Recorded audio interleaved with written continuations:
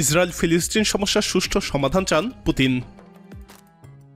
জাতিসংঘের প্রস্তাব অনুযায়ী ফিলিস্তিন ইসরায়েল সমস্যার ন্যায্য মীমাংসা চায় রাশিয়া। ফিলিস্তিনের প্রেসিডেন্ট মাহমুদ আব্বাসের সঙ্গে এক বৈঠকে এমন মত প্রকাশ করেন রাশিয়ার প্রেসিডেন্ট ভ্লাদিমির পুতিন। ইউক্রেন যুদ্ধ শুরুর পর থেকে ইসরায়েলের সাথে রাশিয়ার সম্পর্ক ক্রমেই খারাপ হচ্ছে, আর এতেই কপাল খুলছে ফিলিস্তিনিদের। আঞ্চলিক সম্মেলনের ফাঁকে কাজাকিস্তানের রাজধানী আস্তানায় বৈঠককালে আব্বাসকে পুতিন বলেন, জাতিসংঘের মৌলিক রেজলিউশনের ভিত্তিতে মস্কোর একটি নীতিগত অবস্থান রয়েছে, এখনও এটি অপরিবর্তিত রয়েছে। বর্তমানে মস্কো মধ্যপ্রাচ্যের পরিস্থিতি ঘনিষ্ঠভাবে পর্যবেক্ষণ করছে। ফিলিস্তিনিদের সাথে দ্বিপাক্ষিক সহযোগিতার বিষয়ে তিনি মন্তব্য করেন, অর্থনৈতিক সম্পর্ক বাড়াতে অনেক কিছুই করতে হবে।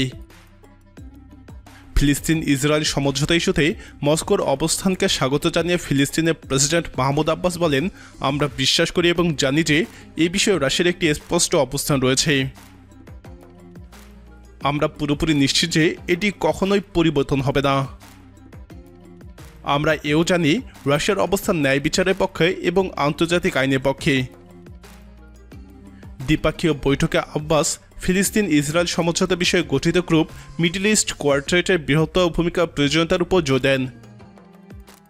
জাতিসংঘ, আমেরিকা, ইউরোপীয় ইউনিয়ন এবং রাশিয়া এই সংস্থার সাথে জড়িত। তিনি বলেন, কোনো পৃথক দেশ বা সংস্থার পরিবর্তে এই গ্রুপটিকেই ফিলিস্তিন ইসরায়েল বন্দোবস্তের নেতৃত্ব দেওয়া উচিত।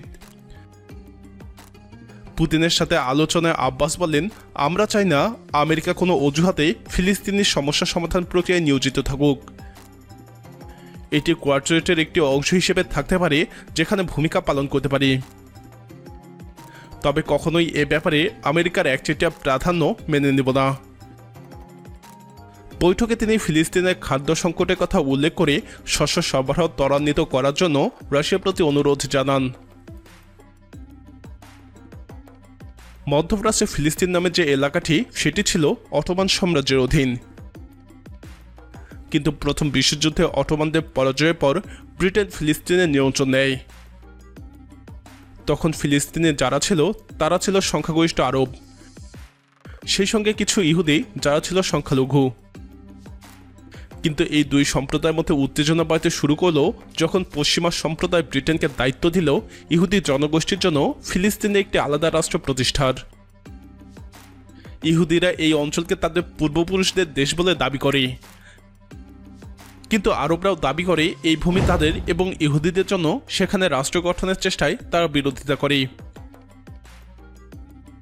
1920 থেকে 1940-এর দশকে ইউরোপ থেকে দলে দলে ইহুদিরা ফিলিস্তিনে যেতে শুরু করে এবং তাদের সংখ্যাও বাড়তে থাকে। ইউরোপে ইহুদের নিপীড়ন এবং দ্বিতীয় বিশ্বযুদ্ধে ভয়ঙ্কর ইহুদের নিধনযজ্ঞের পর সেখান থেকে পালিয়ে এরা নতুন এক মাতৃভূমি তৈরির স্বপ্ন দেখেছিল। ফিলিস্তিনে তখনও ইহুদি এবং আরবদের মধ্যে সহিংসতা শুরু হলো, একই সঙ্গে সহিংসতা বাড়ছিল ব্রিটিশ শাসনের বিরুদ্ধেও। 1947 সালে জাতিসংঘের এক ভোটাভুটিতে ফিলিস্তিনকে দুই টুকরো করে দুটি পৃথক ইহুদি এবং আরব রাষ্ট্র গঠনের কথা বলা হলো।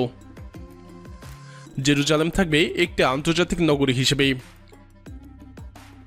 ব্রিটিশরা এই সমস্যার কোনো সমাধান করতে ব্যর্থ হয়ে 1948 সালে ফিলিস্তিন ছাড়ে। ইহুদি নেতারা এরপর ইসরায়েল রাষ্ট্রের প্রতিষ্ঠার ঘোষণা দেয়। ব্রিটিশদের ঘোষণা কিংবা জাতিসংঘের আইন কোনোটাই কখনো মানেনি ইসরায়েল। অতীতে রাশিয়া এবং সোভিয়েত ইউনিয়ন ফিলিস্তিনিদের অনেক সহায়তা দিলেও সেগুলো কখনোই পর্যাপ্ত ছিল না। প্রিয় দর্শক, এবারে পুতিনের মনোভাব ফিলিস্তিনিদের জন্য কতটা পরিবর্তন বয়ে আনতে পারে? আপনার মতামত কমেন্টে জানান। নিয়মিত এরকম ভিডিও পেতে আমাদের চ্যানেলটি সাবস্ক্রাইব করে আমাদের সাথেই থাকুন।